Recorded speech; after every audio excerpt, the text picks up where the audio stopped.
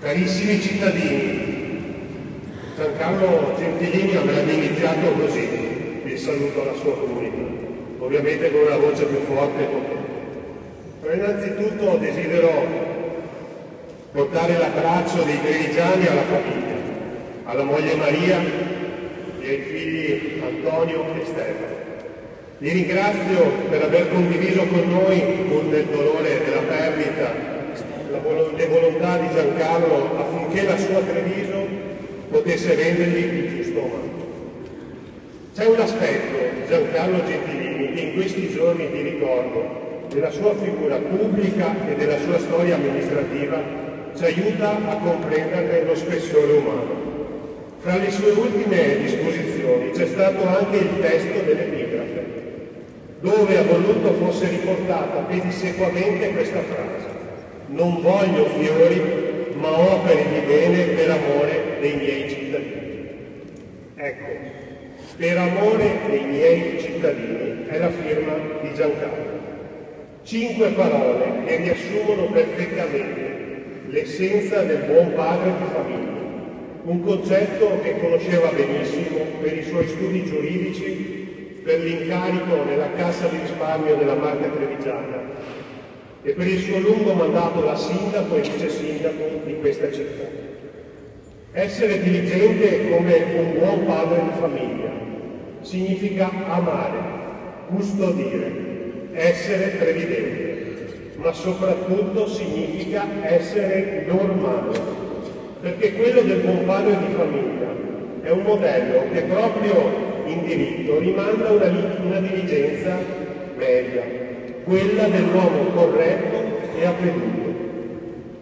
Anche nel gesto che in tanti abbiamo ricordato di annotare su un taccuino le segnalazioni dei cittadini, era un modo per dare dignità ed importanza alle parole della gente e trasformare una lamentela in un'occasione di crescita per tutti.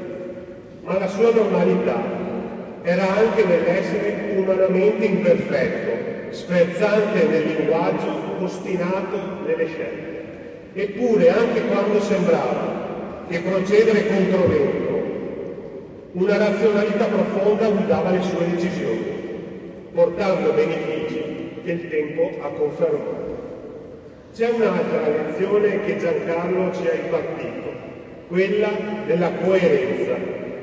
Se guardiamo alle sue parole, il sindaco Gentilini ha sempre parlato di cittadini prima ancora che di città.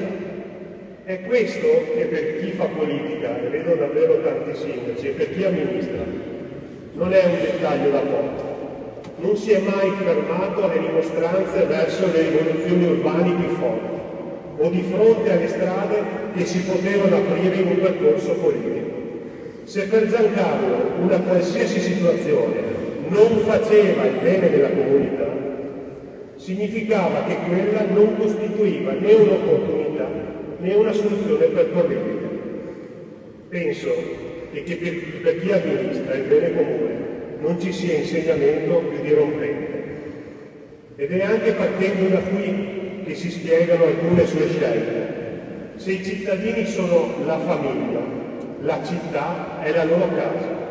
Una casa che va preservata nella sua veste migliore, con orgoglio, come si fa con le proprie mura quando si accolgono degli ospiti.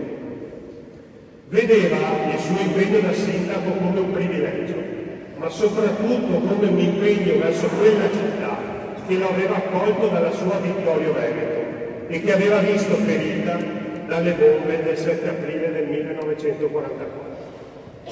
In questi giorni ci siamo affidati ai ricordi delle persone che hanno condiviso con lui una fase particolarmente densa della storia della nostra città. Sono emersi tratti del Gentilini sindaco e del Giancarlo uomo che non erano mai saliti agli onori delle cronache perché tenuti volontariamente nascosti. Come l'episodio degli occhiali che un pensionato microtantenne aveva rotto e non riusciva a ricomprare con la modesta pensione e che Gentilini aveva fatto ritrovare ordinandogli personalmente dall'amico Capello e pagandogli di tasca propria.